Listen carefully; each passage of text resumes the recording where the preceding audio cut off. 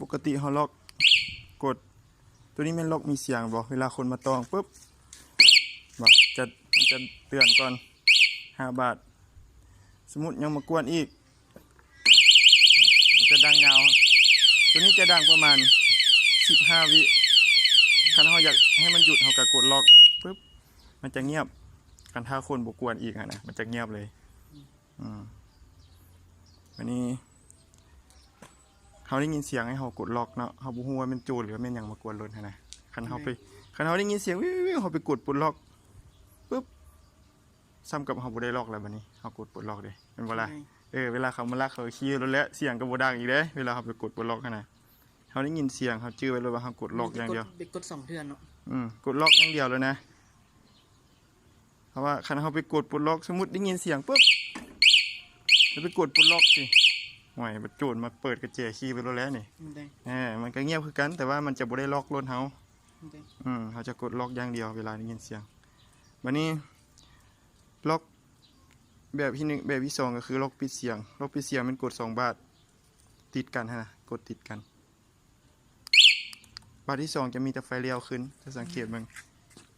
วันนี้คนมาต้องรถมันจะบ่ดังเหมือนนี้ต้องยังได้กับบ่ดังแล้วมาจนกว่าจะมีโจรเนาะมาเสียบกระแจรถมันจึงดังเนี่ยเอากระแจมาเปิดปุ๊บลองเบิ่งกันนะจะดัง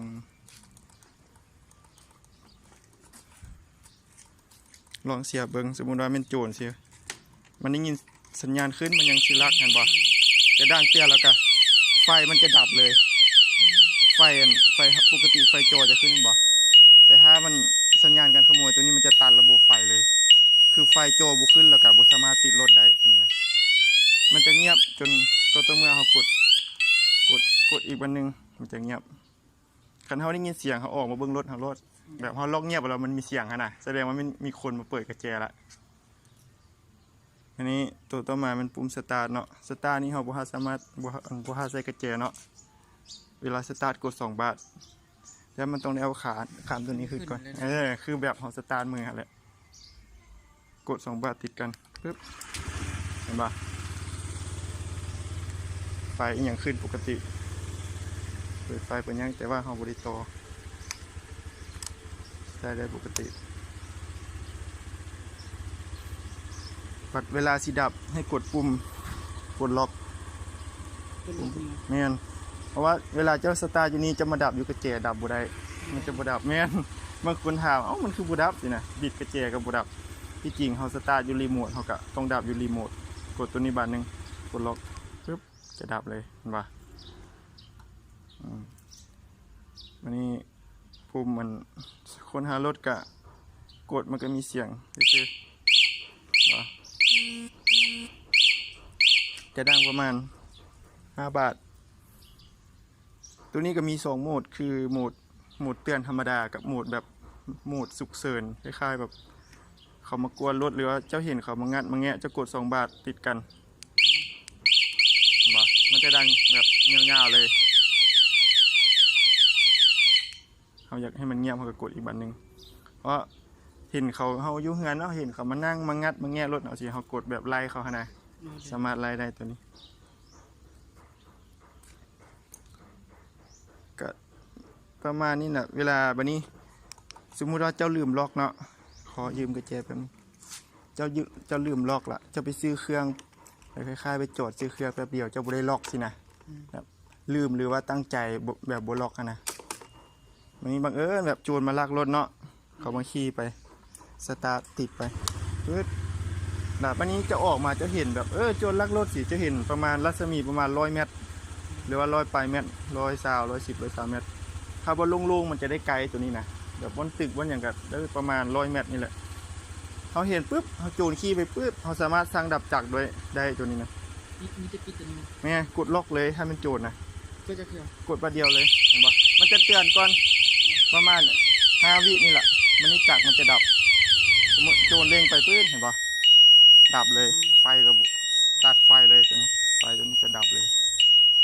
บุสามารถติดได้อีกจนกว่าเขาจะกดปลดล็อกปึ๊บกดปลดล็อกปึ๊บไฟรถจึงมาเห็นปะไฟจึงมาคือเก่าจึงติดได้คือเก่าเห็นปะ คันเฮาบ่ปลดล็อกนี่ติดบ่ได้ จังไดก็ติดบ่ได้ดังอยู่นั่นแหละดังปุ๊บประมาณ10-20นาที20วิแล้วมันก็ดับปุ๊บแล้วก็ดังขึ้นใหม่คันถ้าเฮาบ่ดับกุญแจรถหั่นน่ะเฮาเห็นปุ๊บเฮาเห็นโจรไปปุ๊บเฮาจึงกดปลดล็อกเฮาจึงไปเอารถเฮาสินะคันเป็นโจรอย่างอยู่หั่นแหละให้มันดังอยู่หั่นแหละ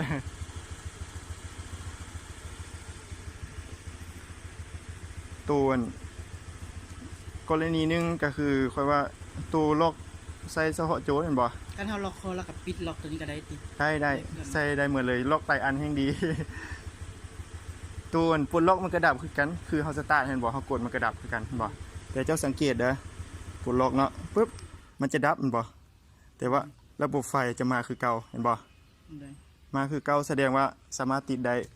คันเฮาปลดล็อกหั่นน่ะ ได้ ต้องจื้อว่าคันถ้าเป็นโจนี่กดล็อกอย่างเดียว มันจะดังแล้วก็ไฟจะบ่มาอืม ปลดล็อก ล็อก ปิดวะ ล็อกปิดนี่ตัวล็อกกระเจนี่คันไปปลดล็อกมันก็ดับคือกันคือเฮาสตาร์ทนั่นแหละดับคือกันแต่ว่าสังเกตเบิ่งไฟมาคือเก่าแมันบ่ถ้าไฟมาแสดงว่ามันติดได้ต้องกดล็อก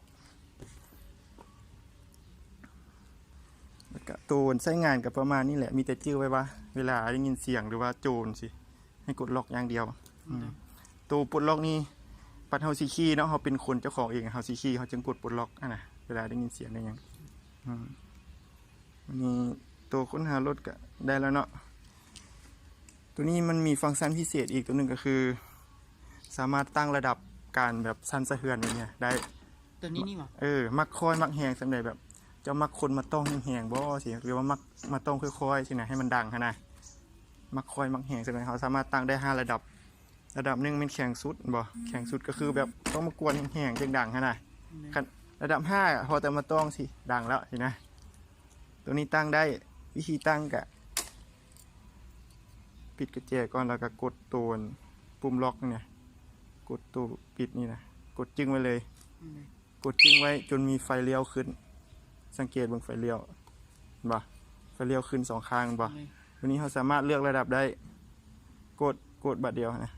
กดเลือกระดับตัวนี้เป็น5บ่5 บาทเป็นระดับ5กดอีกระดับ2ระดับ1ตัวนี้2 บาทเป็นระดับ2 3 บาทเป็นระดับ3บ่หลังจากเราได้ปุ๊บเราก็กดอีกบัดนึงตัวนี้เขาบ่ได้ตั้งตลอดดอกแต่ว่าเขาแนะนำไว้บางทีอยากตั้งนะวันนี้ตัวนี้เขาตั้งระดับ3เป็นบ่ระดับ3ก็ต้องได้กวนแห้งๆเลยจังดังระดับ5สิเขาแต่มาต้องสิดังแล้วแล้วก็ฟังก์ชันอีกตัวนึงก็คือเตือนตัวนี้แบบคนมักลืมเนาะเวลาเขาดับกระเจี๊ยบปุ๊บมันจะดังเตือน3 บาทตีดเตือนให้เขาล็อกตัวนี้นะแม่นเนาะ งั้นแบบบางคนเนาะขี่รถมักลืมกระเจมักลืมรีโมทดับปุ๊บสมมติจะขี่ไปเนาะเวลาวิธีตั้งก็คือเปิดกระเจก่อนต้องให้ปลดล็อกโอ้ไม่ได้ปลดล็อกปลดล็อกนี่จึงไว้เมื่อกี้นี่กดล็อกอันบ่บัดนี้กดปลดล็อกเปิดกระเจก่อนกดปุ๊บจนมีเสียงดังตัวนี้กดจึงไว้แสดงว่าตัวนี้เขาตั้งค่าแล้ววันนี้เวลาเขาขี่ไปปุ๊บเขาดับกระเจเนาะสมมุติเราขี่ไปเขาดับปุ๊บตัวนี้ประมาณ5 วิมันจะมีเสียงเตือน3 บาทมันจะดังตีดดอกมาตัวนี้เตือนซื่อๆมันจะบ่ได้ล็อกเองมันจะเตือนซื่อ มีแต่เตือน ๆแม่นเขาได้ยินเสียงเขาก็กดล็อกมาหรือว่าเขาล็อกเลยก็ได้คันเขาบ่ลืมนะตัวนี้สามารถเอาออกได้บางคนมักแบบรำคาญนะขี่ไปจอดเราดังตีดบางคนรำคาญกับวิธีเอาออกก็เฮ็ดคือเก่าวิธีเอาออกก็เสียบกระแจใช้เราก็เปิดเนาะเปิดกระแจปุ๊บเปิดกระแจแล้วก็กดตัวนี้จึงไว้มันจะมีเสียงดังบานนึงแสดงว่าเอาออกคันเอาใส่ก็เฮ็ดคือเก่าเปิดกระแจแล้วกดจึงไว้มันจะดัง2 บาทประมาณนี้